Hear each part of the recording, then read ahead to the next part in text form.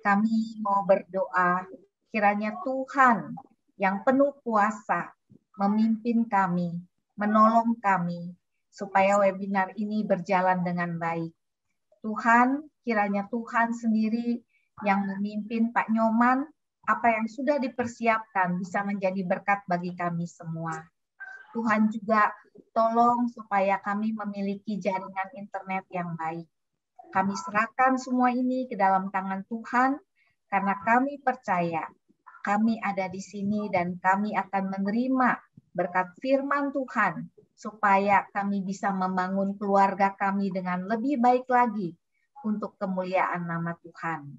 Dalam nama Tuhan Yesus kami berdoa. Amin. Amin. Amin. Oke, sekali lagi saya mau juga menyambut ya untuk Pak Nyoman, bersyukur sekali sudah ada di tengah-tengah kita. Terima kasih Bu Tuti yang sudah memimpin kita di dalam doa. Nah ini saya mau memperlihatkan beberapa flyer yang sudah kita ikutin nih teman-teman ya. Tuh saya kebiasaan ya, maaf banget selalu dengan kata teman-teman gitu ya. Bapak Ibu gitu ya, harusnya Bapak Ibu gitu ya. Moga-moga semuanya nggak terganggu ya. Jadi sudah terbiasa dengan teman-teman gitu. Oke, ini saya mau share sedikit ya untuk mengingatkan kita sudah berapa episode gitu ya, sudah berapa seri yang sudah kita ikuti dalam 1 tahun ini gitu ya.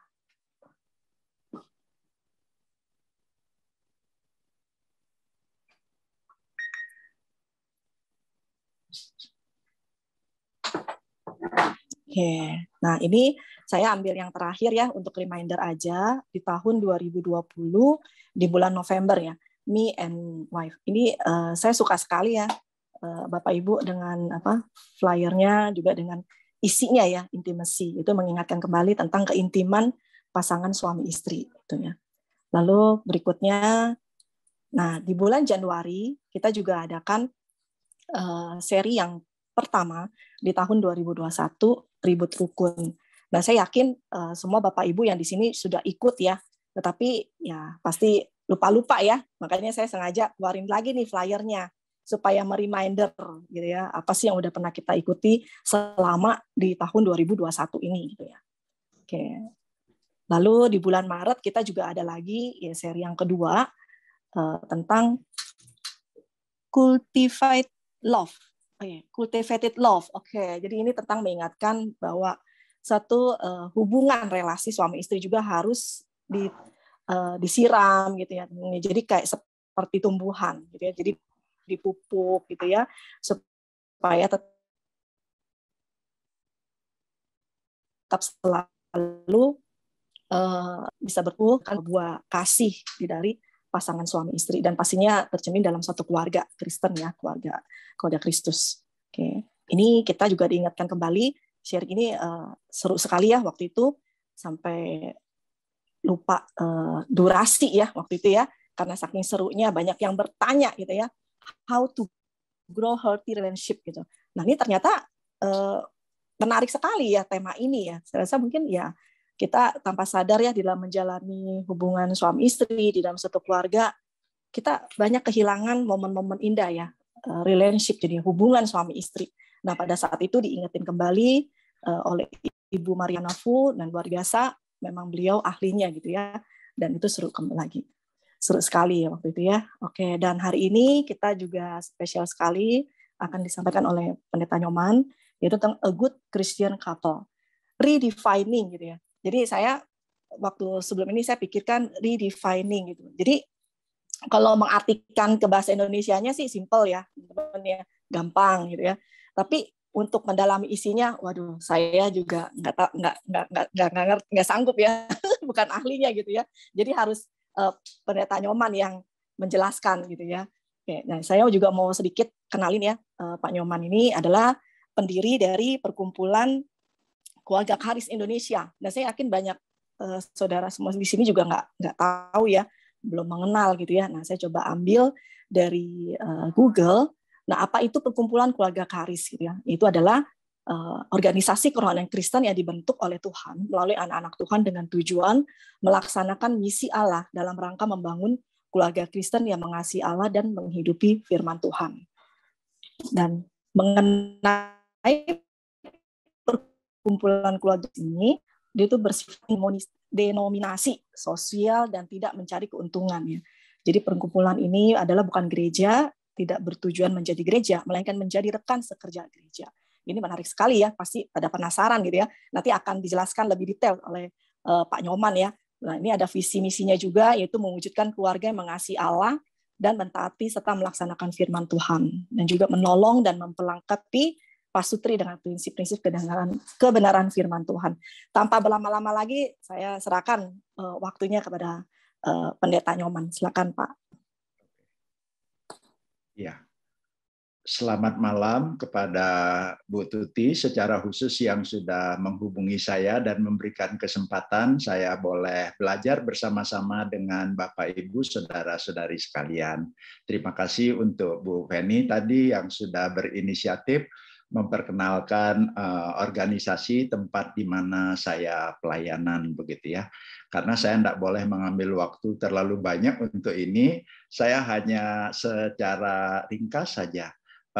Perkumpulan Karis ini betul bukan gereja, dan saya sudah berketetapan hati dengan teman-teman tidak akan mendirikan gereja, tapi mau menjadi partner buat gereja di dalam pelayanan khususnya keluarga. Nah, adapun program-programnya khusus untuk yang belum menikah itu misalnya buat yang belum punya pacar, bagaimana rambu-rambu memilih pacar. Kalau misalnya sudah punya pacar, bagaimana bisa mengisi berpacaran dengan bagus, rambu-rambu berpacarannya. Lalu ada juga untuk orang tuanya. Karena apa? Kalau orang tuanya nggak dibekali juga, nanti khawatirnya kayak perahu hanya muter-muter di tempat begitu. Tapi kalau bersama-sama dengan kami, lalu nanti anak-anak juga dibekali begitu. Satu lagi program untuk yang belum menikah kami sebut dengan pre-marital camp, atau sekarang sudah karena pandemi jadi dirubah jadi kelas begitu ya, dan itu bisa diikuti secara online. Nanti saya kirim e-flyernya. Kalau ada misalnya di antara anak-anak Bapak Ibu yang serius berpacaran mau menikah, boleh mengikuti ini begitu ya. Dan sekarang kan sangat leluasa untuk mengikuti karena bisa diikuti tidak harus hadir di lokasi begitu.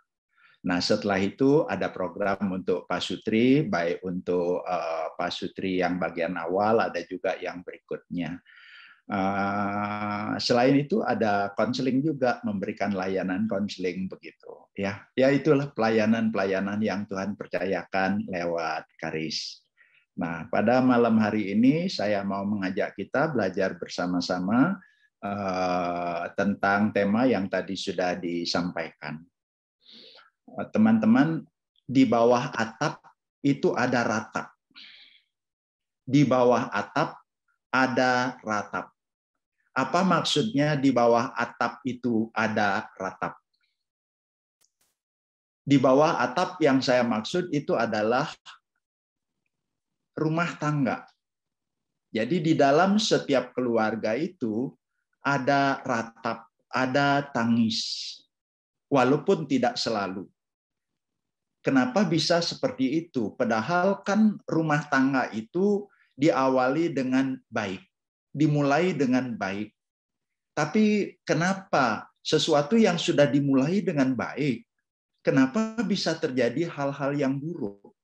Nah, sekarang saya mau mengajak kita bersama-sama. Kalau kita ingin membereskan hal-hal buruk itu, sehingga jangan sampai nanti itu terus kayak jadi langganan di dalam kehidupan kita, maka kita perlu mendefinisikan ulang apa itu pernikahan dan apa itu berkeluarga.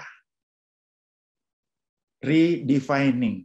Jika mau mendefinisikan, slide berikutnya, jika mau mendefinisikan ulang kehidupan berkeluarga, mau nggak mau kita harus punya blueprint. Kita harus punya blueprint berkeluarga menurut Alkitab. Jadi kembali kepada prinsip yang sangat dasar sekali yang sudah diberitahukan oleh Alkitab. Slide berikutnya kita lihat. Ini ayat yang menjadi pegangan atau pedoman kita. Satu ayat saja, tidak banyak. Kejadian 2 ayat 24. Bunyinya begini. Sebab itu, seorang laki-laki akan meninggalkan ayahnya dan ibunya dan bersatu dengan istrinya sehingga keduanya menjadi satu daging. Kejadian 2 ayat 24. Nah, dari ayat yang singkat ini ada 3 hal yang akan kita pelajari bersama-sama. Hal yang pertama adalah meninggalkan. Hal yang kedua, slide berikutnya, bersatu. Dan yang berikutnya lagi, menjadi satu daging. Nah, ini 3 hal yang akan kita pelajari bersama-sama. Kita mulai dari yang pertama, yaitu meninggalkan. Kata meninggalkan secara hurufiah itu artinya keluar dari rumah orang tua. Betul. Kalau misalnya seorang laki-laki menikah, seorang perempuan menikah dengan seorang laki-laki, maka yang menikah itu keluar dari rumah orang tua. Jadi kata meninggalkan ini memang secara hurufiah seperti itu. Tapi tolong jangan diartikan negatif. Ada orang-orang non-Kristen pada waktu membaca bagian ayat ini dan diberi pengertian seperti itu, wah, merasa orang Kristen itu enggak tahu diri ya, enggak katanya begitu ya, enggak sopan sama orang tua, meninggalkan orang tua begitu ya. Padahal arti daripada meninggalkan yang utama adalah selain keluar dari rumah orang tua itu adalah mandiri. Mandiri yang dimaksud di sini adalah betul-betul lepas dari ketergantungan kepada orang tua, independen. Tidak lagi bergantung secara emosi, secara intelek, apalagi secara keuangan. Pendeta Benny Solihin pernah mengatakan, seorang anak laki-laki yang tidak keluar dari rumah orang tuanya tidak akan pernah jadi laki-laki sejati. Mula-mula saya renung-renung kata-kata beliau. Kenapa begitu ya? Akhirnya saya bisa menemukan betul. Jadi kalau misalnya tidak keluar dari rumah orang tua, dia tidak akan pernah bisa jadi kepala rumah tangga, tidak pernah bisa jadi suami, tidak bisa nanti jadi ayah, begitu. Itu sebabnya perlu betul-betul mandiri. Dan untuk bisa mandiri perlu ada ruang. Untuk bisa mandiri perlu ada ruang. Begini, kalau misalnya kita ngomong berdekatan begitu ya, sulit sekali. Tetapi kalau misalnya ada jarak sedikit kan kita bisa ngomong. Nah, secara arti seperti itu. Tapi faktanya bagaimana? Nah, ini dia faktanya. Faktanya ada, walaupun tidak semua. Setelah menikah, dia tidak keluar dari rumah. Artinya betul-betul misalnya seorang laki-laki begitu menikah, istrinya yang dibawa masuk, tinggal bersama-sama dengan mertua. Tapi sebaliknya ada juga setelah menikah, yang lakinya itu masuk ke rumah yang perempuan. Jadi tinggal bersama-sama dengan orang tua dari pihak istrinya. Jadi tidak keluar dari rumah. Atau bisa juga faktanya itu tidak mandiri. Tidak mandiri itu artinya begini, tubuhnya keluar dari rumah, tapi sesungguhnya perilaku hidupnya itu tidak bisa lepas dari tergantungan kepada orang tua. Masih tetap berharap bergantung kepada orang tua. Nah, kenapa begitu? Umumnya karena memang ada kesulitan-kesulitan. Misalnya ada kesulitan secara ekonomi, begitu ya. Karena ada kesulitan secara ekonomi atau berbagai alasan, lalu tinggal bersama-sama dengan orang tua. Ada juga misalnya kalau dia bukan anak tunggal, begitu ya. Tapi dia betul-betul entah karena apa yang terjadi di dalam kehidupannya, sehingga terus mengalami kesulitan, bayar sekolah anak nggak bisa, bayar untuk istri sakit juga nggak ke dokter saja nggak bisa, beliin obat aja nggak bisa, begitu ya. Rajin sih berkunjung ke rumah papa mama, begitu ya, tiap awal bulan. Tapi tujuannya sebenarnya bukan nengok papa mama. Tujuannya itu sebenarnya hanya untuk apa? Hanya untuk berharap bantuan. Sehingga akhirnya timbullah permasalahan. Permasalahan apa? Saudara-saudara yang lain ngasih orang tua uang, tujuannya itu kan biar orang tua itu ya bisa menikmati lah. Tetapi sekarang taunya, si ini yang datang begitu ya, udah ngedul lagi, susah lagi, nggak tanggung jawab, rewel, kerja ini nggak becus, kerja itu nggak cocok begitu ya. Kerjaannya sekarang tuh hanya ke orang tua begitu ya. Namun yang seperti ini mungkin jarang begitu ya, mungkin jarang. Tapi lebih sering lagi kalau tidak mandiri yang dimaksud selain untuk urusan keuangan, kalau ada apa saja tetap yang dicari itu ya tetap orang tua begitu ya. Dicari mamah begitu ya, masih mbok-mbokan seperti itu. Nah, ini yang dimaksud dengan meninggalkan dalam arti keluar tetapi faktanya tidak mau keluar dari rumah orang tua atau keluar dari rumah orang tua tetapi tidak mandiri. Nah, kalau begitu timbul begitu banyak persoalan kan, persoalan perang sepanjang abad antara mertua dan menantu begitu ya. Nanti saudara-saudara tidak suka karena perilakunya tuh seperti itu begitu ya. Nah, kalau memang seperti itu maka kita perlu belajar kembali kepada apa kata firman tadi. Berarti kalau memang begitu, yang perlu dilakukan adalah keluar dari PMI. PMI bukan Palang Merah Indonesia di sini ya. Keluar dari Pondok Mertua Indah begitu. Ya, betul-betul belajar untuk hidup sendiri, untuk hidup mandiri dan hidup berdikari begitu ya. Nah, itu bagian yang pertama. Mari kita lanjutkan sekarang bagian yang kedua. Bagian yang kedua adalah bersatu. Apa itu bersatu? Arti bersatu adalah tidak boleh atau tidak bisa dipisahkan. Tidak boleh atau tidak bisa dipisahkan. Bersatu itu adalah seperti dua lembar kertas yang sudah dilem kemudian disatukan begitu ya, sudah kering. Kalau tadi to live, sekarang ini to cleave begitu ya, bersatu seperti dua lembar kertas yang tidak bisa dipisahkan. Apa bedanya pernikahan Kristen dan non-Kristen? Pernikahan Kristen itu bukan kontrak, tetapi covenant begitu ya, tidak boleh dipisahkan. Tapi kata yang dipakai juga adalah covenant. Covenant ini berkaitan dengan perjanjian. Kalau kontrak seperti yang Bapak Ibu, saudara-saudari ketahui ya, kalau misalnya kita ngontrak rumah 2 tahun, setelah itu nggak cocok, ya kita tinggalkan begitu. Tapi kalau misalnya cocok, ya kita lanjutkan lagi. Tapi pernikahan Kristen itu walaupun cekcok melulu, tidak cocok-cocok, tetap aja itu dua yang sudah disatukan, tidak boleh dipisahkan oleh apapun juga. Kenapa begitu? Karena bersatu yang dimaksud di sini itu adalah perjanjian yang tidak boleh dibatalkan.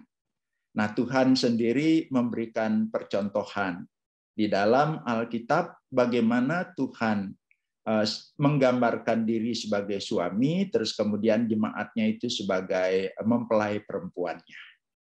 Bahkan kalau kita perhatikan, Tuhan memilih dan tidak pernah membatalkan pilihannya. Itu arti dari bersatu. Tapi mari sekarang kita lihat faktanya. Nah, faktanya tidak sedikit yang tidak bersatu, tidak to cleave, tetapi berpisah secara legal. Sebenarnya kalau ngomong perceraian ya, perceraian itu tuh sudah ada sejak zaman Yesus tuh. Sejak zaman Yesus kan orang-orang Yahudi itu walaupun secara ini ideal gitu, mengatakan bahwa kalau ada laki-laki Yahudi itu menceraikan istri, begitu ya, maka mezbah yang ada di rumah Allah itu mencucurkan air mata, begitu. Tapi secara teorinya gitu, secara kenyataannya orang Yahudi pada waktu itu gampang sekali menceraikan. Ada dua kelompok waktu itu. Kelompok satu namanya Hillel, satunya lagi Syamai, begitu ya. Nah, kelompok yang satu sangat longgar sekali, menceraikan hanya gara-gara apa? Masa keasinan diceraikan. Kalau keluar nggak pakai tutup kepala, sekarang jilbab, begitu ya, itu diceraikan. Atau pakai jilbab tapi ngomong-ngomong sama lawan jenis, diceraikan. Atau kalau misalnya dia ngomongin mertua, diceraikan. Atau pokoknya kalau nggak seneng, diceraikan. Jadi begitu gampangnya. Bukan hanya orang Yahudi, ternyata orang Yunani juga begitu. Ya, istri itu hanya untuk melahirkan keturunan. Tapi kalau mau bersenang-senang, ya dia cari pelacur, dia gundik sebanyak-banyaknya. Pada zaman Yesus juga itu udah zaman Roma. Nah, di zaman itu juga sama. Sampai ada yang mengatakan perempuan itu dinikahi untuk diceraikan, diceraikan untuk dinikahi. Makanya ada yang orang yang sampai menikah sampai 8 kali, 10 kali, dan sekian kali begitu. Itu pada waktu itu. Tapi sekarang bagaimana? Kalau sekarang itu harus diakui berpisah secara legal, mungkin tidak seperti pada zaman Yesus seperti itu. Tapi faktanya ada loh. Ada. Hanya di lingkungan Kristen barangkali nggak secara legal, hanya berpisahnya secara emosional. Maksud saya begini, tidak bercerai secara hukum, tidak berpisah ya secara hukum begitu ya, tapi secara emosi udah nggak ada ikatan kesatuan lagi. Kenapa begitu? Karena memang nggak setia. Ada seorang suami yang ngomong seperti ini kepada istrinya. Gua mau pulang jam berapa, mau pergi kemana, berapa lama, lu nggak usah tanya sama gua. Pokoknya lu butuh apa, gua penuhi, dan mulai sekarang nggak usah urus-urus saja. Urus gua, bawa kunci sendiri. Mau pulang ya pulang. Terus kalau udah pulang dia nggak masuk ke kamarnya sendiri karena memang punya rumah besar, dia pakai yang lainnya. Apakah dia berpisah secara hukum? Enggak. Tapi secara emosi sudah berpisah. Buktinya tinggal di bawah satu atap, tapi tidak satu kamar lagi, apalagi satu selimut. Enggak, begitu ya. Sehingga itu membuat istri betul-betul meratap begitu. Tapi ini yang lebih mengenaskan lagi ada seorang istri yang datang kepada seorang konselor mengatakan seperti ini, Pak, ini loh suami saya, dia berselingkuh. Ini saya dapat gambarnya. Tapi dia bisa-bisanya ngomong seperti ini kepada saya, kamu saya tidak ceraikan, kita pergi ke gereja seperti biasa, kebaktian seperti biasa, pokoknya anggap saja tidak ada apa-apa, tetapi sesungguhnya ya kita udah bukan suami istri lagi. Terus kemudian si istri mengatakan, suamiku pakai topeng. Pakai topeng. Padahal suamiku itu di gereja, punya jabatan teras. Nah, itu pengakuan dia kepada seorang konselor seperti itu. Ya, Bapak Ibu, saudara-saudari, tahulah barangkali memang apa yang terjadi di zaman kuno itu ya tidak marak, tetapi tetap ada, walaupun tidak secara hukum, hanya secara emosi sudah terpisah. Saya tidak tahu bagaimana dengan teman-teman Bapak Ibu atau pasangan Bapak Ibu. Saya berharap ini bukan untuk kita atau ada di antara kita. Tapi kalau sampai seperti itu, maka apa yang harus diperhatikan? Kita kembali perlu mendefinisikan ulang, dan kita perlu memiliki satu pemahaman apa itu. yaitu bersatu, rekonsiliasi secara vertikal. Itu maksudnya begini. Kesatuan dengan pasangan secara horizontal itu tidak akan pernah bisa terwujud kalau misalnya relasi secara vertikal dengan Tuhan itu tidak bagus. Jadi sebelum seseorang sampai berpisah entah secara hukum atau secara emosi saja kepada pasangan, pasti dan dapat dipastikan orang seperti itu sudah terlebih dahulu berpisah dengan Tuhan. Artinya ada kerenggangan relasi dengan Tuhan. Tapi pada waktu misalnya relasi dengan Tuhan itu sudah diperbaiki, dikembalikan, begitu, Tuhan mengulurkan tangan dari pihak yang suami atau istri menerima uluran itu terus ada dipulihkan, maka akan punya sudut pandang Tuhan. Pada waktu punya sudut pandang Tuhan, maka dengan sendirinya relasi secara horizontal, yaitu dengan pasangan, itu pasti bisa diwujudkan atau direkatkan kembali.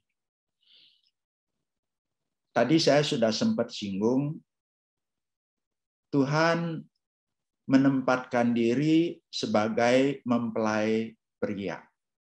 Sedangkan jemaat ditempatkan sebagai mempelai perempuan.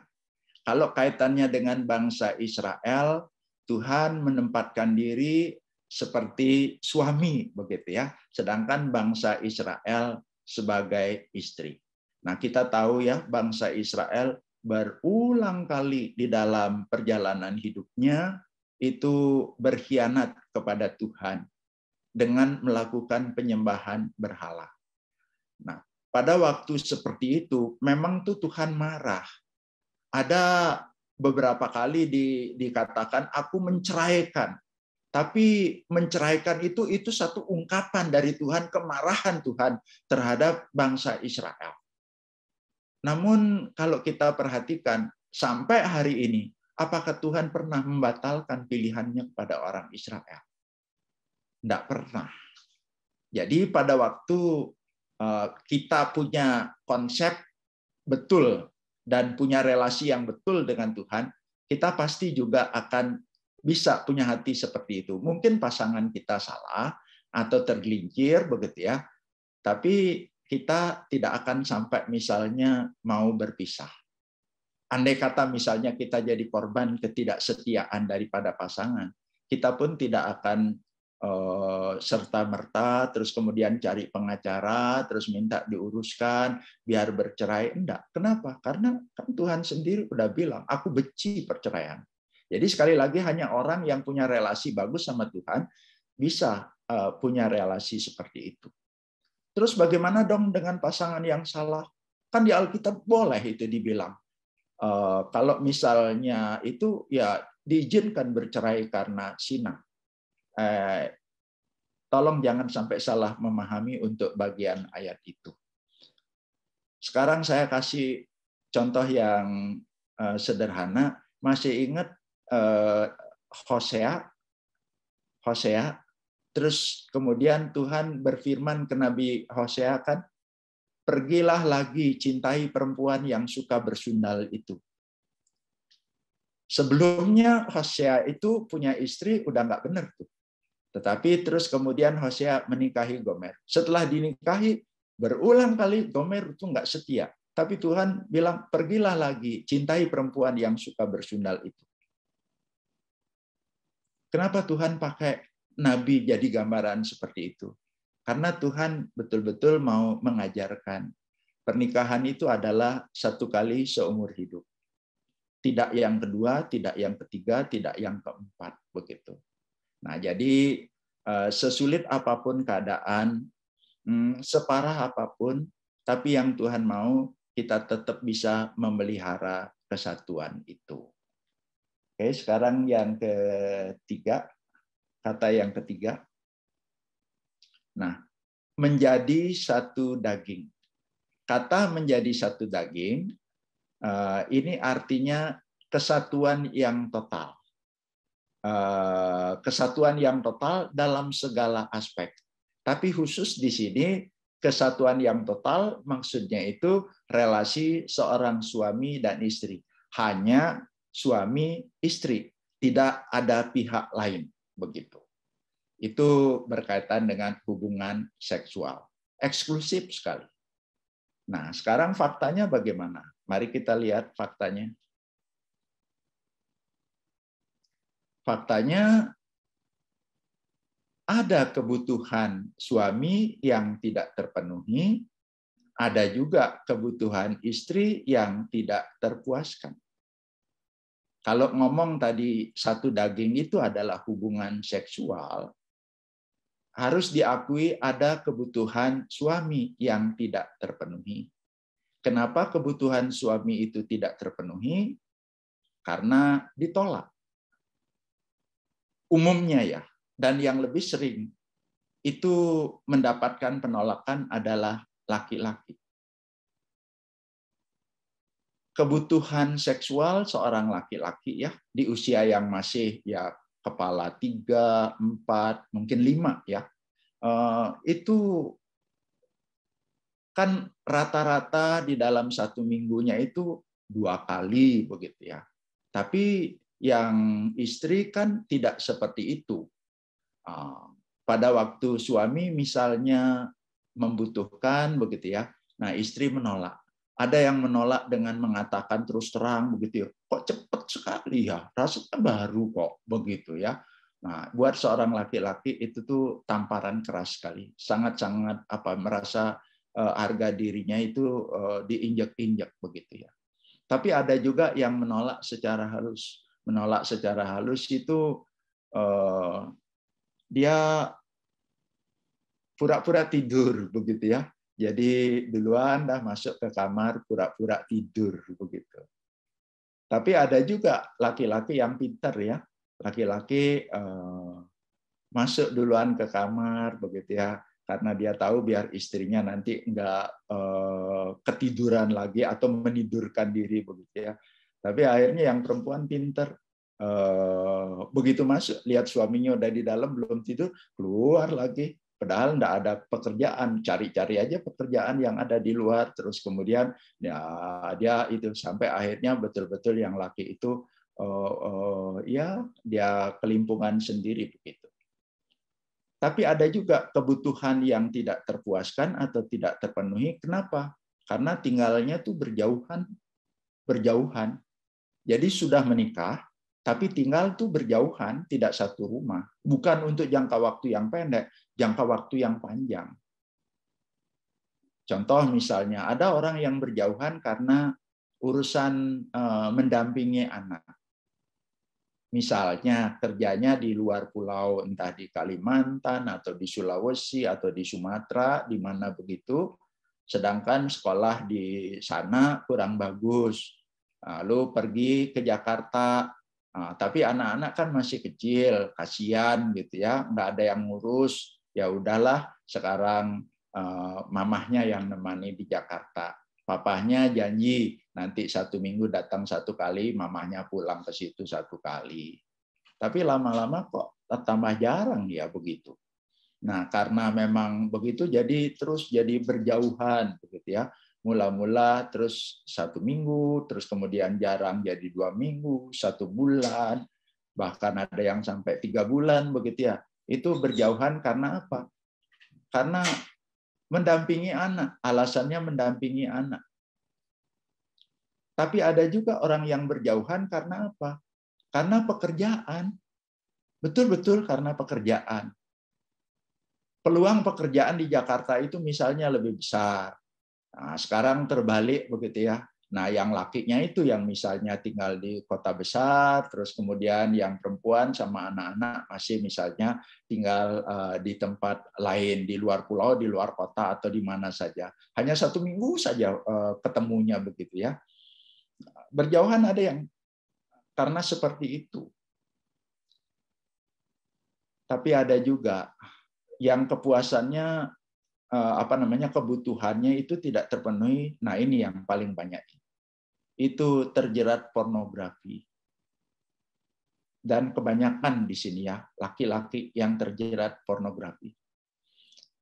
Sekarang begitu maraknya pornografi itu, begitu gampangnya didapat, bukan lagi dicari tapi mengejar, sehingga orang itu kapan saja mau dia bisa buka. Dan pada waktu seseorang sudah terjerat kepada pornografi, maka dengan sendirinya itu bisa memperlakukan istri, maaf ya, kayak binatang. Memperlakukan istri itu sebagai alat, begitu. Hanya menjadi alat untuk pemuas saja. Lalu mengikuti gaya-gaya apa yang dilihat, begitu. Sehingga betul-betul yang namanya berkat indah di dalam bingkai nikah ini ternyata tidak jadi berkat lagi. Dirasakan sebagai sesuatu, ini apa ini yang nggak beres seperti itu. Nah, itu yang terjadi. Lalu kalau sampai misalnya itu yang terjadi, lalu apa yang harus dilakukan, begitu. Nah, kita perlu mendefinisikan ulang apa sih artinya kesatuan total, apa sih yang dimaksud dengan kesatuan total, berkat indah di dalam bingkai nikah itu, bagaimana agar betul-betul itu bisa menjadi berkat di dalam kehidupan kita. Maka kita perlu kembali lagi, seperti yang tadi saya bilang, perlu kembali kepada blueprint-nya Alkitab. Jadi kita kembali kepada Alkitab. Nah, di dalam 1 Korintus pasal yang ke-7, ayat yang ke-3 dan ayat yang ke-4, ya. Di situ ayat 3, seorang suami diberi perintah untuk memenuhi kewajiban kepada istri, begitu juga sebaliknya. Kewajiban di sini bukan uang, Bapak Ibu, karena kalau konteksnya kita lihat itu berbicara tentang perkawinan, dan kalau kita lihat berikutnya lagi itu berkaitan dengan urusan seksual. Makanya terus di ayat yang keempat dikatakan suami tidak berkuasa atas tubuhnya sendiri tapi istrinya, dan istri tidak berkuasa atas tubuhnya sendiri tetapi suaminya. Apa maksudnya? Pada waktu seorang laki-laki dan seorang perempuan sudah menikah sebagai suami istri, maka tubuh dari diri bukan lagi milik diri, tetapi milik pasangan. Begitu juga tubuh dari pasangan milik saya, kan begitu. Nah, biarlah untuk bagian ini, karena tadi lebih banyak yang melakukan penolakan itu adalah dari pihak istri, maka bolehkah saya memohon untuk bagian ini, jangan sampai terjadi permasalahan, jangan sampai nanti maksudnya suami itu pergi ke sotoh lain, begitu ya, gara-gara tidak dipenuhi oleh istri. Maka tolonglah kepada para istri untuk jangan melakukan penolakan. Bukannya nggak boleh ya menolak ya. Kalau misalnya ada alasan yang dari tadi lu nggak mau kerjain, lu bisanya nonton.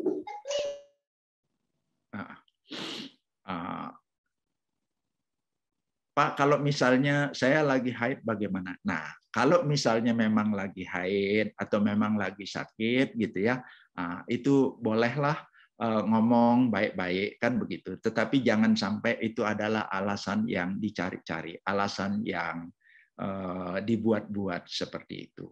Ya. Nah, sekarang kepada para suami istri di dalam 1 Korintus pasal yang ke-7 ayat yang ke-5, di situ diberitahukan atau diperintahkan tepatnya untuk janganlah saling berjauhan, atau kalau terjemahan lain itu bentuknya itu present tense. Itu artinya apa? Perintah ya untuk terus-menerus tidak boleh berjauhan, begitu ya. Berhenti berjauhan. Nah, itu kalau misalnya gara-gara sekarang alasannya untuk anak begitu. Ya sekarang tinggal pilihannya kan mau pindah bareng-bareng, atau misalnya ya sudahlah anak sekolah di sekolah yang kurang bagus sedikit, toh nanti kalau anak itu memang punya kemampuan, pada waktunya dia juga bisa ngejar kok. Tidak semua orang sukses itu berasal dari sekolah yang bagus kok. Dari sekolah yang nggak bagus juga bisa ada yang berhasil. Terus bagaimana kalau berjauhan karena pekerjaan? Nah, kalau berjauhan karena pekerjaan juga ya sekarang kan tinggal timbang-timbang. Uang bukan segala-galanya. Jadi uang itu alat yang diberikan oleh Tuhan, tetapi bukan segala-galanya. Oleh sebab itu biarlah tinggal dipilih ya. mau di mana tinggalnya. Lalu sekarang pesan buat seorang suami, tolong jangan melakukan perzinahan. Baik itu pornografi, karena itu pasti membuat tergelincir lalu jatuh di dalam kesalahan yang lain, begitu ya. Dan walaupun tidak ada data yang akurat, tapi sebagai orang yang pelayanan di bidang keluarga, saya menemukan seorang suami itu bisa jatuh di dalam dosa perzinahan pada waktu istrinya itu misalnya hamil besar, pada waktu istrinya melahirkan, begitu ya. Nah, setelah melahirkan tidak bisa segera untuk melayani sang suami, tapi sang suami yang tadi apalagi ada pornografinya, begitu ya, udah nggak mampu lagi menguasai diri sendiri sampai akhirnya tergelincir jatuh di dalam kesalahan. Bahkan kesalahan itu bisa dilakukan kepada babysitter, bisa juga dilakukan kepada ART ya, asisten rumah tangga atau pramuwisma seperti itu. Nah, sekarang saya ingin, ayo mau suami mau istri, kita belajar betul-betul melihat Tuhan memberikan akal budi, dan biarlah akal budi ini bisa meminta perasaan kita, hati kita. Dan akal budi bekerja sama dengan perasaan ini, biarlah juga memerintah alat kelamin yang ada di paling bawah. Nah, kalau saja kita semua bisa kembali kepada apa kata Alkitab, yang menjadi satu daging, oh itu berkat indah dalam bingkai nikah, itu berkat, biar bisa betul-betul jadi berkat, ya kembalikan kepada apa kata Alkitab. Tadi kita perlu bersatu. Apapun kesulitan yang ada, jangan cepat-cepat berpisah, apalagi bilang demi anak, enggak. Tapi kita benar-benar, apa kata Alkitab, saya akan tetap belajar bertahan sampai suatu saat, siapa tahu nanti yang enggak setia itu bisa kembali, begitu ya. Terus juga kemudian yang bagian pertama, ayo kalau sampai misalnya ada gesekan karena tinggal dengan orang tua, begitu ya, sampai akhirnya ada permasalahan mertua menantu, begitu. Ayo belajar apa kata Alkitab, begitu. Nah, saya sudah ngomong lebih dari 30 menit yang diberikan kepada saya, dan sekarang saya kembalikan untuk kita boleh diskusi. Nanti setelah itu ada ruang di mana kita boleh tanya jawab, ya. Saya kembalikan kepada Ibu Feni. Ya, terima kasih Pak Nyoman untuk sharingnya ya, luar biasa. Jadi kita diingatkan kembali ya beberapa hal ya Pak ya. Pak Nyoman, boleh saya lihat dari sini Pak Nyoman layarnya ada garis-garis itu apa ya Pak? Ada garis-garis ini. Ini itu sebabnya kenapa. Mungkin layar belakang ya Pak ya. Saya minta tolong kepada Bu Tuti, tolong operate ya, biar jangan sampai nanti ini sejak hari Sabtu yang lalu itu tiba-tiba saja muncul seperti ini di seperti kameranya gitu ya. Saya nggak ngerti apa ini. Dibilang kotor udah dibersihin gitu ya. Sorry ya kalau ini merasa terganggu ya. Iya. Nggak apa-apa Pak.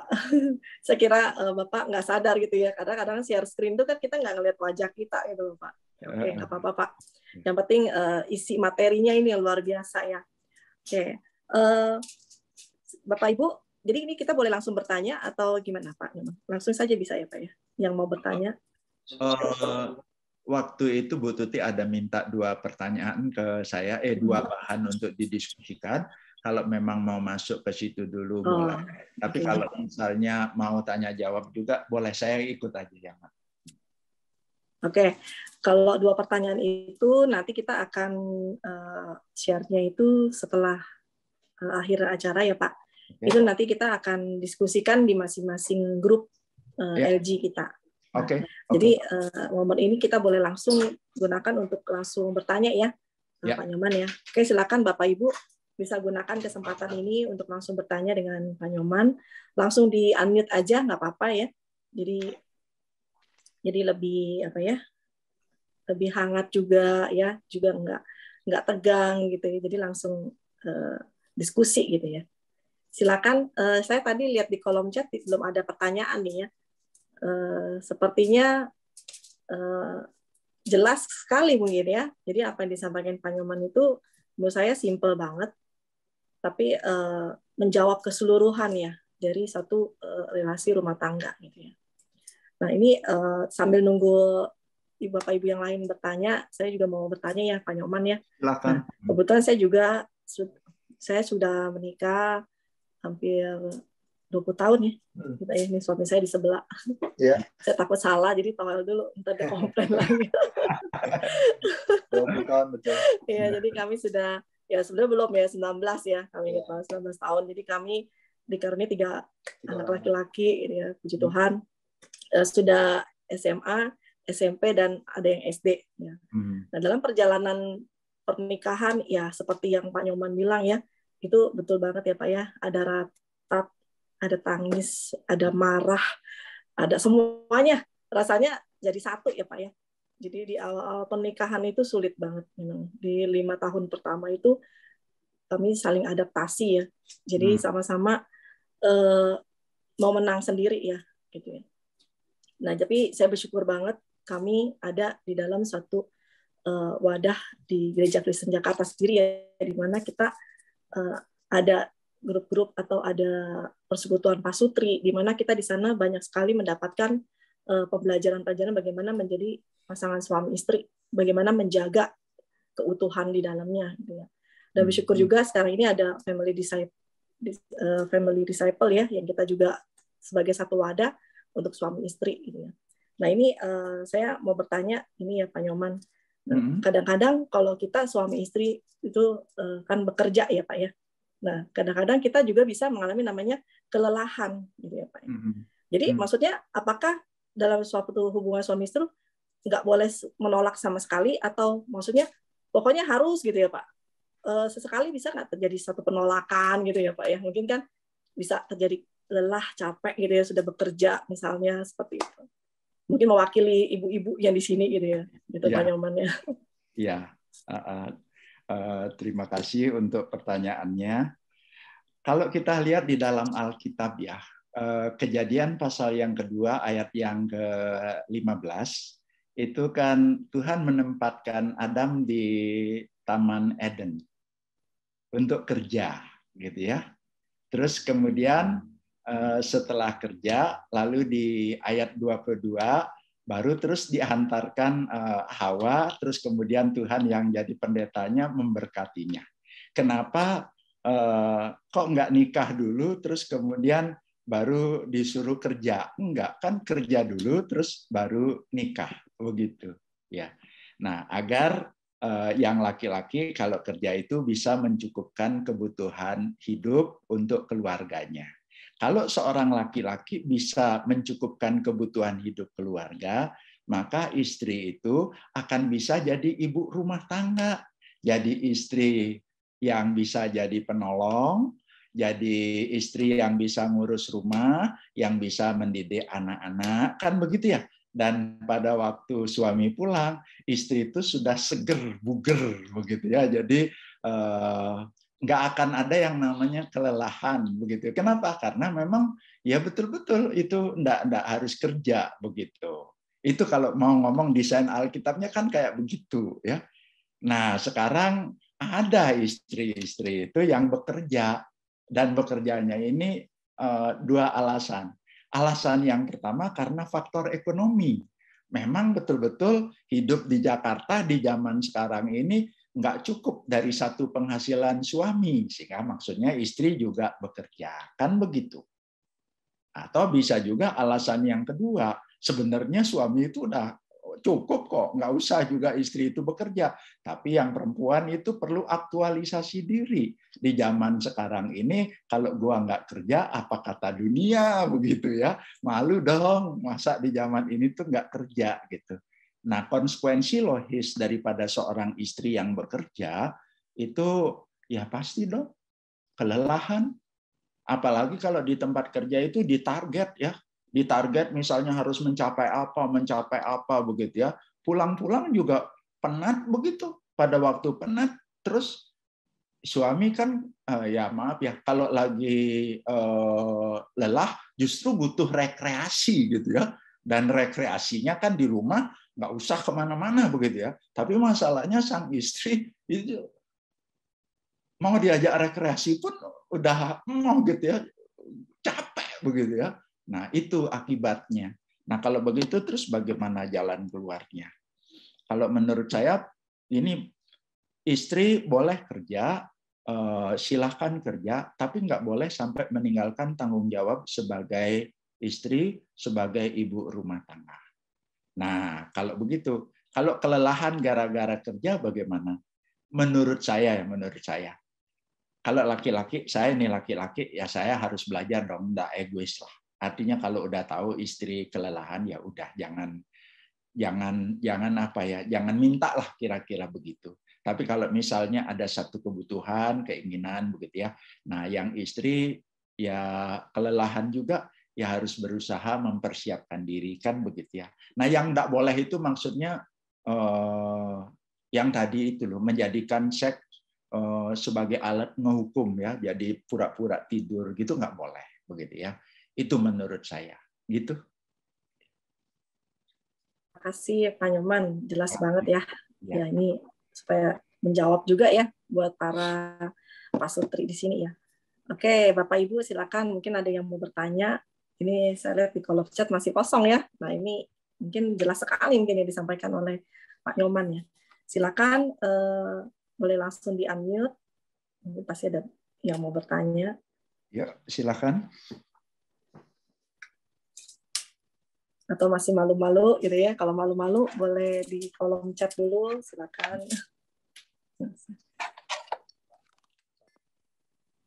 Memang kalau ngomongin yang tadi itu kan, aduh risih gitu loh, jarang berani ngomongnya gitu ya. Betul. Kalau Ya. orang Indonesia masih malu-malu, Pak. Ya, ya. Tapi kan Masih ada ini kan di bawah terang Tuhan yang ngomongnya ya. Jadi ya, betul, daripada betul. nanti tersesat kan lebih bagus ya kita ngomongnya apa adanya. Ya. Silakan. Betul. Mungkin dari Bu Tuti ada yang mau ditambahkan juga, Bu Tuti, sambil nunggu rekan-rekan yang lain mungkin mau bertanya. Saya tidak menambahkan, tapi saya mewakili seseorang untuk bertanya. Oke. Oh, oke Bu. Misalnya dia itu anak tunggal yang lakinya. Jadi mau tidak mau harus tinggal bersama dengan mamanya. Oke. Sedangkan mamanya begitu dominan, mau mengatur semua-muanya, mengatur anaknya, mengatur cucunya, dan sehingga pernah satu kali istrinya diusir sama suaminya karena suaminya lebih membela mamanya sendiri. Ya. Tapi akhirnya istrinya dijemput lagi oleh suaminya. Tapi tetap di rumah tangga itu mamanya yang dominan, mau tidak mau suaminya selalu turutin mamanya. Nah, itu bagaimana Pak? Bagaimana suaminya maksudnya harus bersikap dan bagaimana menantunya harus bersikap? Ya, oke. Sebelum sampai menjawab pertanyaan yang terakhir, bagaimana itu? Saya kembali dulu ke yang bagian tadi. Kata meninggalkan yang dimaksudkan memang betul-betul keluar dari rumah orang tua ya. Dan keluar dari rumah orang tua itu yang ngomong tuh Alkitab, bukan saya. Dan di situ kan tidak ada pengecualian. Meninggalkan kecuali kalau misalnya anak tunggal, kan nggak ada kata-kata frasa seperti itu ya. Nah, memang betul Tuhan itu maha tahu. Kalau di dalam kemahatauan Tuhan itu, terus Tuhan sendiri udah ngomong seperti itu tadi. Kenapa? Karena Tuhan nggak ingin ya terjadi perang sepanjang abad antara menantu dan mertua. Tuhan tuh nggak mau kalau terjadi bukan hanya gesekan seperti itu, nanti terjadi juga perselisihan, terjadi juga tidak bertumbuh begitu. Terus kemudian nanti akan ada intervensi pola asuh. Nah, kalau begitu terus bagaimana? Kembali lagi, bukan saya yang meminta, tetapi Alkitab. Kalau misalnya sekarang seorang orang tua punya anak tunggal satu aja, misalnya laki. Tapi begitu misalnya anak itu menikah, kalau kita yang jadi orang tua yang ada di sini ya, kalau misalnya punya anak tunggal, maka berilah kepada anak itu ruang untuk dia betul-betul keluar dari rumah, biar dia belajar mandiri sehingga dia bisa menjadi kepala keluarga. Jadi jangan dipaksa untuk tinggal di rumah hanya karena alasan dia itu anak tunggal. Kan keluar dari rumah bukan berarti tidak hormat kepada orang tua. Walaupun misalnya tinggalnya itu tidak di kota yang sama pun bisa, apalagi di kota yang sama begitu. Nah, sampai misalnya setelah ada pertumbuhan, jadi dua orang yang baru menikah ini kan tadi Bu Feni ya bilang ya 5 tahun pertama itu ada duel tanda petik begitu ya. Nah, itu melalui itu kan bertumbuh begitu. Nah, bagaimana dia bisa bertumbuh kalau misalnya tetap ada mamahnya atau papahnya yang intervensi kepada dia seperti itu? Nggak akan bisa, nggak akan bertumbuh. Ada satu orang, dan saya kenal sekali orang ini, yaitu seperti yang tadi Bu Tuti sampaikan. Yang perempuan dibawa masuk, yang lakinya merasa nggak apa-apa mama saya begitu. Kenapa? Karena dia dari dulu juga udah biasa mamanya seperti itu, sehingga dia merasa nggak apa-apa. Tapi istrinya dia itu loh, belasan tahun bertahan dalam keadaan yang benar-benar sumpek, sampai satu kali terakhir istrinya itu nggak diusir oleh suami, tapi dia sendiri pergi dan dia meninggalkan sepucuk surat. Dan di dalam surat itu yang dia tulis panjang lebar, dia mengatakan begitu ya, aku selama ini tuh sudah berusaha untuk nahan, tapi aku nggak kuat. Kenapa begitu? Ya, terus dia mulai terangkan, ya, Mama terus menyalahkan aku buat apa saja ya, terus sepertinya nggak benar di mata Mama. Tapi aku yang paling nggak tahan itu ya, kita punya 2 orang anak, Mama itu mengucapkan kata-kata yang sungguh-sungguh membuat aku aja yang dengarnya nggak enak. Memang anak yang sulung kulitnya putih kayak kamu.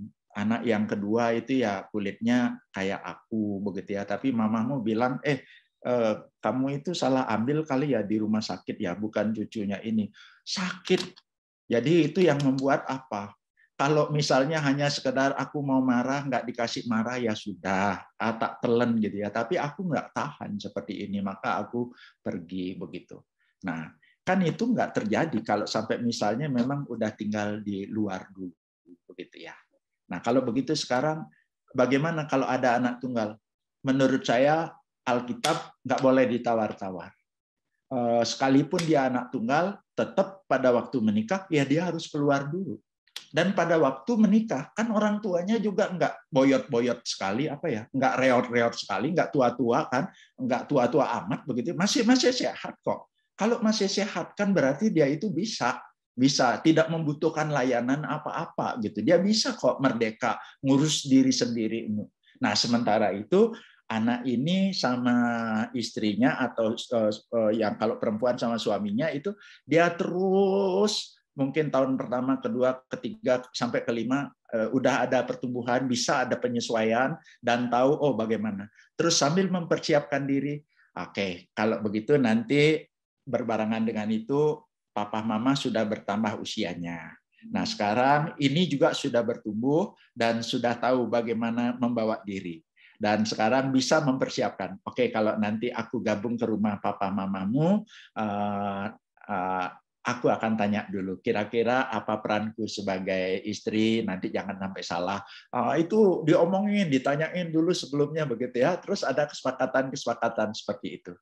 Nah, kalau udah seperti itu, baru masuk begitu ya. Tinggal bersama-sama karena sudah dipersiapkan, sudah diantisipasi, ini sudah beres mengurus urusannya, tidak lagi terlalu banyak lagi pertengkaran begitu ya. Terus mama ini juga sudah ditanya ini batasan-batasannya di mana begitu. Nah, kalau udah begitu ya silahkan tinggal lagi bareng-bareng. Kenapa? Karena ini udah bertumbuh dan terus bisa bertumbuh, sedangkan orang tua juga semakin tua mungkin membutuhkan layanan begitu ya. Dan saya pesan jangan ada di antara kita yang kirim papa mama ke rumah jompo.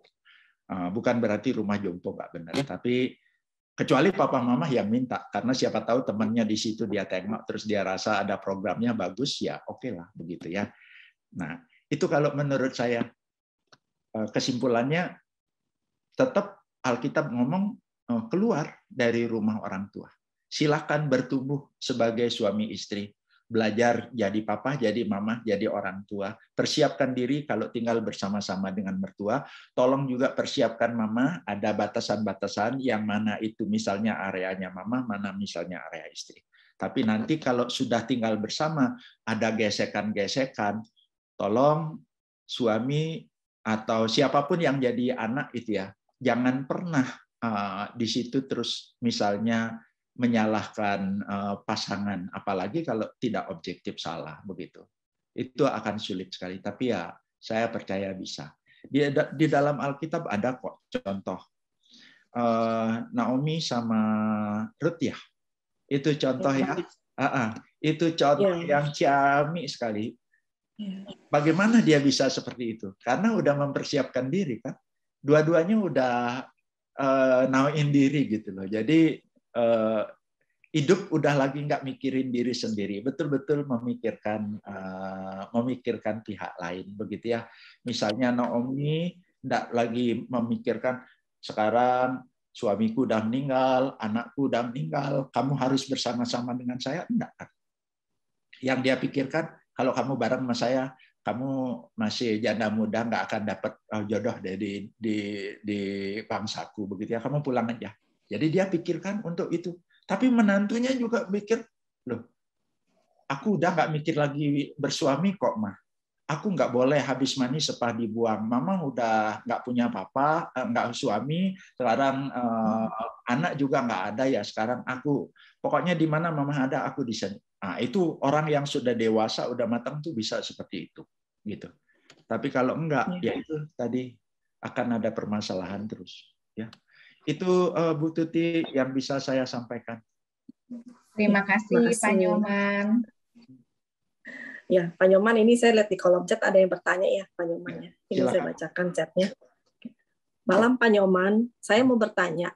Ini dari Bapak Diman ya, mungkin ya, Diman Resi. Mungkin Ibu Resi ya. Apa yang harus kita perlengkapi untuk anak-anak kita yang beranjak remaja tentang pernikahan? Prinsip-prinsip dan dasar-dasar apa yang harus mereka tahu dan mudah untuk mereka mengerti supaya mereka tidak mendapat pengetahuan di luar sana. Terima kasih, Pak Nyoman. Ya, wah, saya sarankan nanti tahun depan ikut program Karis yang namanya Shine itu ya, Shining Generation begitu ya.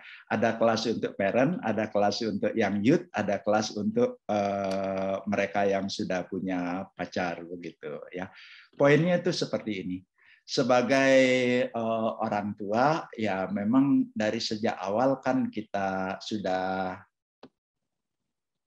kalau mesbah keluarganya jalan ya, kalau mesbah keluarga jalan.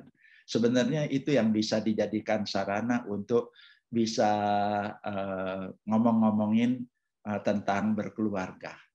Kan kalau mesbah itu kan kalau tiap minggu jalanin satu kali aja yang lengkap itu dipikirkan, oh kalau ini masih anak-anak topiknya itu apa. Kalau misalnya udah remaja pemuda topiknya itu apa. Tapi ada kalanya juga nggak bisa lagi ngomong bersamaan begitu, tapi personal kepada masing-masing anak. Intinya yaitu dikembalikan lagi kepada Alkitab. Misalnya contoh yang paling konkret, Tuhan itu tidak menetapkan seseorang untuk sendirian. tapi berkeluarga, kecuali memang yang ditetapkan untuk selibat. Berarti konsepnya harus jelas ya. Jangan pernah kalau misalnya ada hal-hal yang tidak mengenakan, terus kamu jangan sampai tidak berkeluarga. Oke, kalau sudah berkeluarga, yang kedua prinsipnya Tuhan kan mengajarkan dengan orang yang seiman. Nah, kenapa tidak seiman? Kasih aja contoh begitu ya, kayak kuda sama sapi kan itu walaupun sama-sama marga satwa, tetapi kan yang satu maunya cepat, yang satunya enggak, sehingga nanti muter-muter enggak maju-maju. Itu sebabnya kenapa harus seiman begitu ya. Terus nanti bisa juga diajarkan, nah ada satu perangkat namanya IGFP begitu ya. Itu perangkat yang memberitahukan kepada kita, di situ ada 14 item yang bisa dilihat. Nah, item 1 sampai 4 itu mutlak sifatnya. Misalnya item yang berikutnya itu kalau lebih dari 3 silangnya, artinya yang tidaknya begitu ya, tolong jangan sampai kamu berpacaran begitu ya, dibicarakan lagi lebih lanjut begitu. Nah, ada banyak hal yang bisa diomongkan kepada anak-anak sebelum mereka memilih pacar. Jadi dia udah tahu sebelum memilih pacar, dia udah tahu apa yang memang rambu-rambunya, kapan juga memilih pacar begitu ya. Maka kasih ruang pada anak-anak, kalau kamu senang sama seseorang itu enggak dosa loh begitu ya. Perasaan senang itu dari Tuhan, tapi tidak setiap kali senang kamu berpacaran begitu. Kalau ada begitu, ngomong sama papa mama ya, nanti kita diskusi, kita doakan lagi. Nah, kalau udah terbuka kepada anak seperti itu, berharap ya mereka bisa jalannya bagus begitu ya. Tapi harus diakui anak kan ada bawa darah dosa ya, udah dari sejak lahirnya begitu ya. Kadang-kadang udah diajarin yang benar juga nggak selalu nurut. Nah, kalau sampai ada misalnya seperti itu, ya paling prosesnya. Jadi jangan kaget kalau anak misalnya udah kita ajarin yang benar, tapi tetap tidak mengikuti yang benar, itu hanya proses yang dilewati. Nanti sampai satu saat dia bisa kembali ke jalan yang benar begitu. Itu sih secara umum saya rasa teman-teman sudah tahu begitu. Tapi kalau memang mau nanti ada yang begitu, bolehlah ikut. Nanti kalau ada programnya saya sampaikan begitu ya. Ya.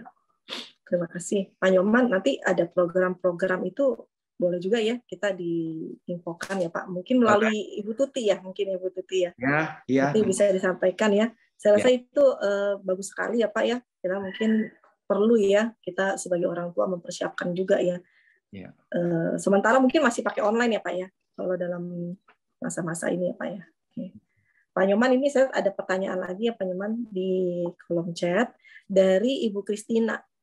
Malam Pak Nyoman, mau tanya dan mungkin mewakili banyak kita orang Timur yang menganggap bahwa pembicaraan perihal hubungan suami istri adalah tabu dan juga jangan dibicarakan. Sedangkan bagi para suami merupakan suatu kebutuhan. Bagaimana memulai atau mengajak untuk membicarakan hal ini? Ya mungkin maksudnya membicarakannya suami istri ya Pak ya. Jadi kalau ada komunikasi yang bagus kan, maksudnya tidak akan ada satu hal yang harus timbul kemarahan atau kecewa atau curiga gitu ya. Mungkin seperti itu Pak Nyoman. Betul. Saya termasuk orang yang menganut itu sebelumnya, merasa tabu ngomongin yang ini gitu ya, nggak boleh lah gitu ya.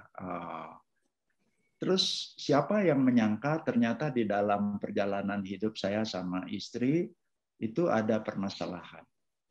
Permasalahannya itu terbalik. Biasanya kan yang laki-laki lebih sering mendapatkan penolakan. Tapi ini saya cukup sering tidak memperhatikan kebutuhan istri saya, begitu ya, untuk urusan keinginan seksualnya. Kenapa begitu? Karena pada waktu saya memulai pelayanan di sebuah gereja, saya masuk ke sebuah gereja yang betul-betul itu ya, kayak orang baru digali, baru mau naruh fondasi, begitu ya. Dan saya masuk ke sebuah gereja yang seperti itu. 3 tahun pertama saya itu babak belur. yang namanya diludahi, yang namanya dilempari sepatu, yang namanya khotbah disalahi, memimpin doa juga salah. Pokoknya nggak ada benar begitu ya. Dan saya mengalami keadaan yang begitu 3 tahun itu. Sampai saya sempat pengen lari dari gereja itu gitu ya. Saking pada waktu saya tanya sama Tuhan, ini kok kayak begini Tuhan, saya mesti bagaimana gitu ya. Tuhan kasih tahu kepada saya, ini belum ini baru awal. Jadi pulang lagi begitu ya, karena kayak orang bangun ini baru gali fondasi, kamu jangan itu gitu ya. Bayangin selama sekian tahun kan istri saya mah sehat-sehat saja ya. Saya juga sehat-sehat, tapi betul-betul waktu itu ya sumpek sekali. Setiap kali pulang, apalagi udah rapat majelis begitu ya, rasanya tuh leng-lengan begitu ya. Nah itu. Terus kapan selesainya itu? Pada waktu saya mulai merasakan ada yang nggak enak, saya bilang ke istri saya, ayo kita pergi begitu ya, bawa baju. Ya nanti kita di mana kita nginep begitu. Dan waktu itu saya ajak dia ke Bedugul begitu. Terus di Bedugul itulah saya mulai ngomong dari hati ke hati. Pada waktu saya mulai membuka diri begitu ya. Terus istri saya juga berani ngomong kepada saya harapannya dia apa, kekecewaannya dia apa selama ini begitu ya.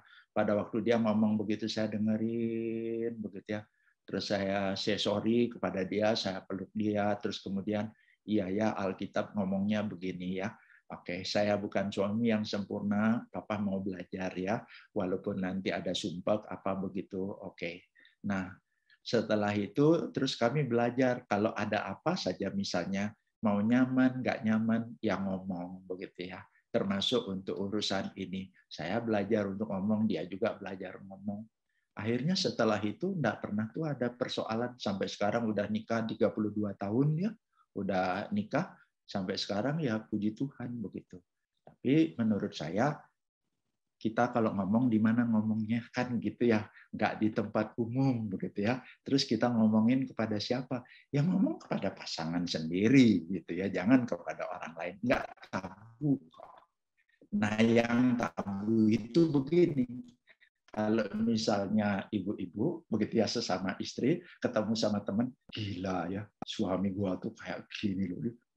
Bukan hanya suami lu. Kalau udah kayak begitu itu nggak benar itu tempatnya gitu ya, bukan di situ tempatnya ngomongin begitu ya. Jadi untuk urusan yang sangat private itu hanya boleh diomongin, pokoknya urusan hubungan suami istri hanya boleh diomongin sama pasangan hidup sendiri. Itu aja. Jangan sama siapapun ngomongin soal seperti itu. Mau enak nggak enak omongin sama pasangan sendiri. Nggak enaknya itu kenapa? Terus kemudian harapannya itu apa? Yuk kata Alkitab bagaimana begitu ya? Udah itu aja. Jadi menurut saya nggak tabu. Asal kita ngomongnya tahu kepada siapa, yaitu kepada pasangan. Di mana ngomongnya begitu ya? Ya jangan di tempat umum ngomongin kayak begitu didengar sama orang lain kan nggak enak. Dan buat ibu-ibu jangan pernah ngomongin tentang suami ibu-ibu kepada istri yang lain, kepada ibu-ibu yang lain. Jangan. Stop, tutup, pakai in the plaster begitu ya. Hanya ngomong paling boleh 2, 1 suami, 1 lagi. Itu yang di atas ya. Bilang sama Tuhan begitu. Itu dari saya. Iya, luar biasa ya Pak Nyoman. Saya tadi bergetar juga loh. Tadi dengar Pak Nyoman ingat langsung ajak istri buka-bukaan ya Pak ya. Ya udah ya sama pasangan ya Pak ya, apa yang harus disembunyikan lagi gitu ya. Ajak pergi ya boleh lah ya, ini jadi contoh nih buat para bapak-bapak ya. Nggak usah sampai istri ngoceh-ngoceh gitu ya, atau marah-marah. Atau kadang-kadang istri itu pintar juga Pak. Dia tidak marah-marah tapi caranya halus gitu. Nah, suami itu kadang kurang peka ya. Nah, ini mewakili juga ya sekalian gitu ya. Supaya si suami tuh oh iya nih istri kayaknya harus diajak jalan-jalan gitu ya. Jadi kan boleh couple time ya Pak ya, berdua ya. Kadang-kadang sudah terlalu lama jarang berdua gitu ya. Jadi mungkin di situ bisa saling terbuka. Itu luar biasa Pak Nyoman, itu contoh yang bagus banget ya. Jadi tadi saya sampai merinding juga ya dengar Pak Nyoman tadi sharing gitu ya. menggetarkan gitu ya. Iya, sebenarnya ya Ini urusan yang hubungan suami istri itu ya, itu tuh akan beres loh kalau misalnya hubungan kita sama Tuhan tuh beres. Karena pada hubungan sama kita tuh beres, bukan hanya suami beres kepada Tuhan, istri juga beres kepada Tuhan, maka hubungan suami istri itu juga akan semakin dekat begitu ya. Kalau udah deket gitu ya, nggak usah sampai ngomong pun akhirnya bisa ngerti kok. Nggak usah sampai keluar ini omongan tuh nggak usah. Udah ngerti kok, udah ngerti gitu ya. Kenapa? Ini mainnya di bahasa kalbu begitu. Tapi tolong jangan sampai omongan saya ini terus dibilang itu apa kata pakai kode ya Pak. Iya, gitu ya. Relasi sama Tuhan harus beres bersama-sama, bukan sendiri. Pada waktu udah beres begitu ya, kita tuh nanti bisa kok ngertiin pasangan kita. Betul. Kadang-kadang dia nggak perlu ngomong atau saya nggak perlu ngomong, udah tahu kok, udah tahu begitu ya. Dan kalau udah tahu begitu ya, memang bagian kita itu apa? Maaf ya, misalnya saya ada keinginan, terus istri saya misalnya enggak, gitu ya, kan enggak pada waktu yang bersamaan enggak gitu loh. Tapi dia itu paham, oh saya ada kebutuhan. Terus walaupun dia enggak ada keinginan, tapi kan dia enggak menolak gitu ya. Kenapa? Karena Alkitab mudah ngajarin apa? Ya itu sebagai istri ya dianggap itu sebagai sebuah kewajiban, walaupun misalnya ya nggak nyaman, kayak bayar pajak kan nggak nyaman, tapi harus dibayar gitu kira-kira. Nah, karena konsepnya beres sama Tuhan gitu, konsepnya beres sama Tuhan. Tapi kadang-kadang juga ya saya guyonan begitu ya, pesawat mau mendarat begitu ya, jadi ada gitu. Nanti dia bisa aja ngomong begitu, lagi kacau nih bandaranya kayak di Kabul ini sekarang misalnya kayak gitu. Iya. Nyaman. Pokoknya kalau kita udah relasi bagus ya, kita nyaman kok, nyaman, bener-bener. Makanya beresin itu, beres sama Tuhan. Saya rasa itu yang lain. Iya. Betul sekali ya, Pak Nyoman ya. Ya, kami juga memang merasakan juga ya Pak ya, ketika relasi dengan Tuhan belum baik, memang ada aja Pak ya. Maksudnya nggak maksud begitu aja bisa salah tangkap. Nah ini memang sering terjadi nih di dalam relasi rumah tangga ya Pak ya. Jadi ketika relasi sama Tuhan masing-masing baik, ya seperti Pak Nyoman bilang pakai kode-kode aja udah ngerti ya Pak ya. Nggak usah pakai komunikasi gimana gitu ya. Kode-kode alami pasangan suami istri, ya kan berarti kita saling mengenal lebih dalam ya Pak ya sebenarnya ya. Ya oke. Thank you Pak Nyoman, ini penguatan sekali ya. Bersyukur banget kami diberkati sekali dengan sharing Pak Nyoman ya. Jadi Pak Nyoman sharing itu berdasarkan Pak Nyoman juga menghidupi ya kan perjalanannya ya Pak ya selama 32 tahun jatuh bangun dengan Ibu Ade ya Pak ya. Ibu Ade dan sekarang sudah 2 anak ya Pak Winas dan Theo ya Pak ya. Ya betul. Winas dan Theo ya, dua anak ya Pak ya. Oke, ini saya lihat di kolom chat belum ada pertanyaan lagi. Nah, sepertinya cukup ya, Bu Tuti. Ya, gitu ya. Oke, Pak Nyoman, terima kasih sekali untuk sharingnya ya malam hari ini. Kami sangat diberkati sekali. Dan saya juga bersyukur sekali ada di Gereja Kristen Jakarta, karena kami di sini itu selalu ada yang namanya persekutuan suami istri ya Pak. Jadi saya menghimbau teman-teman ya, itu penting sekali. Di mana kita di situ diproses ya, kita dibekalin juga. Jadi kita bagaimana kita berelasi ya, suami istri itu sangat penting sekali. Bagaimana juga membesarkan anak-anak di dalam Tuhan. Karena ini nggak mudah sekali ya Pak ya, di tengah-tengah zaman teknologi yang begini hebatnya dan begitu pesat, kalau kita nggak diimbangin, kewalahan juga gitu menghadapinya. Jadi menghimbau banget ya Bapak Ibu ya, ada forum-forum seperti ini yang disediakan oleh gereja, manfaatkan gitu ya, pergunakan dengan sebaik mungkin. Ini karena sangat menolong kita gitu ya. Oke, Penny boleh ditampilkan 2 pertanyaan ya yang sudah disiapkan oleh Pak Nyoman ya untuk kita nanti diskusikan. Nah, ini ya Bapak Ibu ya, boleh ada yang mau catat boleh, ada yang mau screenshot juga boleh. Apa artinya meninggalkan? Nah, ini mungkin yang tadi Pak Nyoman sudah Sorry. jelaskan ya. Kayaknya ini bukan pertanyaan dari saya, tapi ini udah definitif kali ya. Silakan aja. Ini bukan pertanyaan dari saya ini kok. Ya. Oke. Ya. Lalu yang kedua, bagaimana bisa menjadi satu daging? Ya. Oke, nah ini mungkin bisa didiskusikan ya oleh para ketua LG juga ya di dalam grup LG masing-masing. Dan kita juga memperlihatkan untuk seri selanjutnya. Ya, minta tolong Feni kasih lihat ke kita ya, Feni. Untuk tema FD kita yang berikutnya, seri kelima. Nah, ini ya, Bapak Ibu, itu mengatasi kecemasan. Nah, ini kelihatannya biasa aja gitu ya, nggak terlalu gimana. Tapi ini ternyata cikal bakal juga ya di dalam kita menjalani batalan rumah tangga nih. Ada kecemasan nih, ini pasti banyak banget. Kecemasan itu misalnya luas sekali ya. Kecemasan dari masing-masing suami istri, juga kecemasan ekonomi, ya, kecemasan di dalam membesarkan anak-anak ya. Nah ini yang akan dibawakan oleh Ibu Mariana Hu. Nah ini juga seorang praktisi ya, hebat banget ini, Ibu konselor ya. Dia sekolahnya sudah, aduh saya dengar ceritanya luar biasa. Nah ini pasti teman-teman ini bagus sekali, jangan sampai dilewatkan ya Bapak Ibu ya untuk ikut nanti di bulan Oktober ya, ini masih lama. Nah nanti kita selanjutnya akan ada yang namanya dilanjutkan dengan diskusi bagi kelompok. Ya, nanti kita akan atur kelompok-kelompoknya itu disesuaikan ya dengan timnya masing-masing. Oke, itu saja. Sebelum penutupan, Bu Tuti mungkin ada tambahan. Oh ya, tadi saya hampir lupa.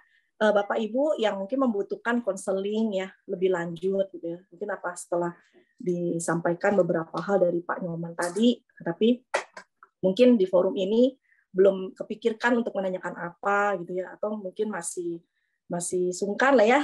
Nah kita ini emang ala-ala Jawa ya Pak ya. Biarpun mungkin ada yang udah lama tinggal di Jakarta gitu ya, ala-ala Jawanya masih kental gitu ya, sungkan, segen gitu ya. Nah mungkin bisa nanti lanjut dengan Ibu Tuti ya. Jadi bisa hubungin Ibu Tuti untuk bisa konsultasi lebih lanjut gitu.